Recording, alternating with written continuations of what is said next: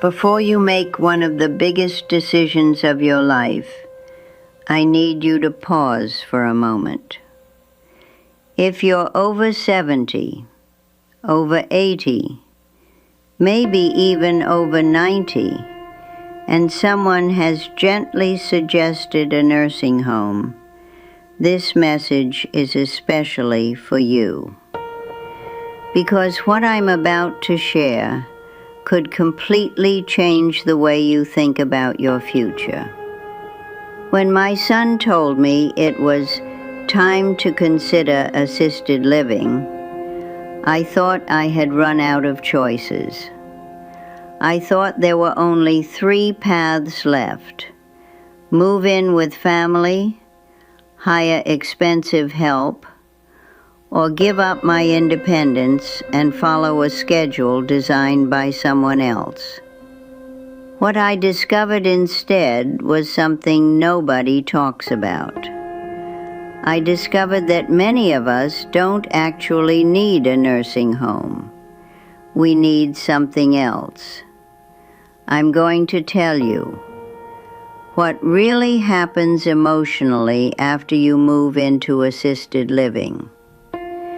The hidden cost nobody explains before, and why safety and freedom are not the same thing, and the unexpected solution that allowed me to live independently at 90 years old, without being lonely, without being reckless, and without being a burden. And I promise you this: by the end of this video, you may see aging, independence, and community in a completely different light. This is not about judging nursing homes. For some people, they are necessary and life-saving. But too many seniors move in out of fear, not need. If you've ever wondered, am I giving up too soon? Is there another way? Do I still have something valuable to offer? Stay with me, because the turning point in my story didn't happen inside a facility. It happened with one simple knock on a neighbor's door, and that single decision changed everything. Let me tell you what I learned before you make a choice you might not need to make. I slipped on a damp kitchen tile and landed awkwardly on my hip. Nothing broken, thank the Lord, just bruised and shaken. But when my son saw the purple marks spreading across my skin, I saw something else spreading across his face: fear. After that, he called more often. He dropped by unexpectedly. He began using phrases like "just in case" and "for your safety." And then came that sentence about assisted living. We tried the live with family solution first. My son and his wife cleared out their guest room. They made it warm and welcoming. The grandchildren hugged me tightly when I arrived. For the first week, it felt lovely. Family dinners, chatter in the evenings, the comfort of voices in the house again. But life moves quickly for people in their 40s and teens. They left early for work and school. They returned tired. Afternoons stretched long and empty for me. I didn't want to rearrange the kitchen or cook elaborate meals. It wasn't my house. I found myself asking permission for small things. Is it okay if I make tea? Should I wait to do laundry? They never once made me feel unwelcome. That's important to say. They were kind. But kindness is not the same as belonging. I began to shrink inside myself. I stopped offering advice, even when I had some to give. I watched television quietly. I went to bed early so I wouldn't be in the way. One evening, I overheard my daughter-in-law whispering in the kitchen. "I just worry constantly," she said. "I don't want anything to happen while we're at work." It wasn't resentment. It was responsibility. And I realized something. I didn't want my old age to be another job for my children. So after 2 months, I asked to return home. Back in my apartment, I felt relief and reality. Carrying groceries up the stairs left me breathless. Scrubbing the bathtub made my back ache for 2 days. So we hired a helper to come 3 times a week. She was a kind woman, efficient, professional. But every new helper meant explaining my habits all over again. Where the tea towels go, why I like my teacups washed immediately, how I fold my linens. These may sound like small things, but when you are 90, your routines are your independence. And then there was the cost. Even part-time help added up quickly. I live modestly, my income covers my needs, but there isn't room for thousands of dollars each month. Watching my savings thin out made me uneasy.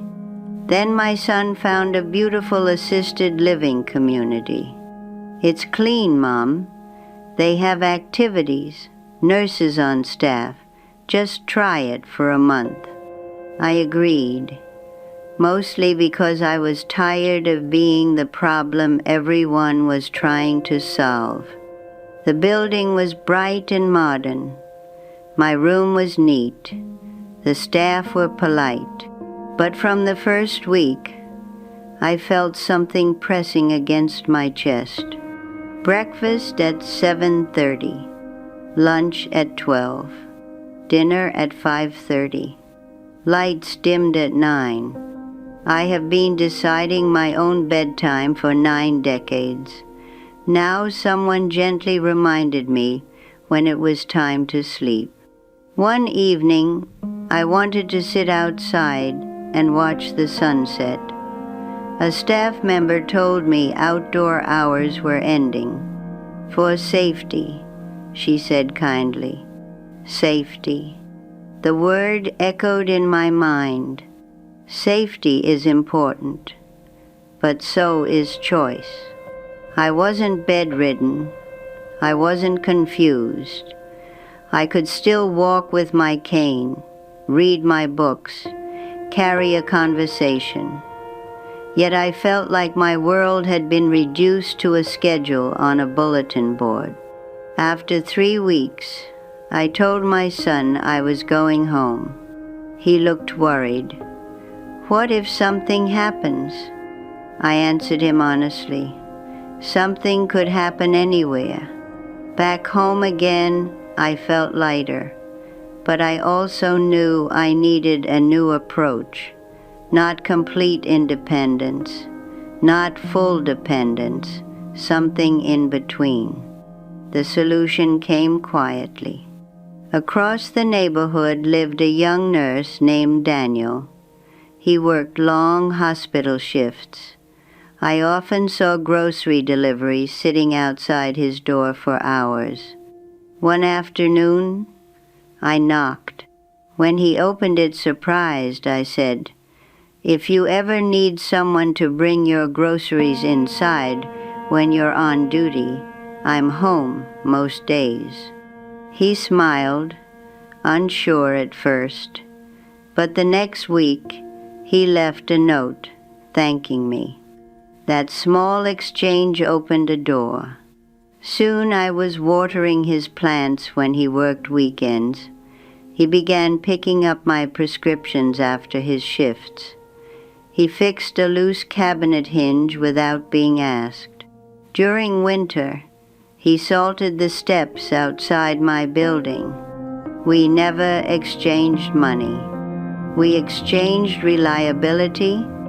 Then the woman in the neighborhood, recently widowed, began joining me for afternoon tea. Another neighbor asked if I could help her sort mail because her eyesight was failing. Without planning it, I had built a circle. We check on each other daily. We share meals twice a week. We trade small tasks we can still manage. I still live alone, but I am not alone. And here is what I have learned at 90 years old. Independence does not mean doing everything yourself. It means having a voice in how your life is lived. Community is not a luxury. It is survival. Money can buy services. It cannot buy belonging. In assisted living, everything was provided except the feeling that I was still useful. Here, in my modest apartment, I am Margaret from 4B. I am the one who makes good tea, the one who remembers birthdays, the one who listens without rushing. Being needed has given me strength no physical therapy ever could. Now, I am realistic. There may come a day when my body truly cannot manage stairs or cooking safely. If that day arrives, I will reconsider my options with grace and practicality. But I will not surrender my autonomy early out of fear. Fear can rush us into giving up parts of our lives we are not yet ready to lose. If you are watching this and someone has suggested a nursing home, pause, not to reject the idea blindly for some. It truly is the best and safest choice. There is no shame in that. But before you decide, look around your community. Is there a neighbor who could trade help? A local group where you can contribute? A building where residents can support one another? Instead of asking only, who will take care of me? Also ask, where can I still matter? At 90, I move slowly. I rest often. I use a cane. But every morning, I wake up in my own bed. I decide when to drink my tea. I choose when to turn off the light. And that choice, even in small things, keeps me alive inside. Aging does not have to mean disappearing. Sometimes, it simply means finding a new way to belong.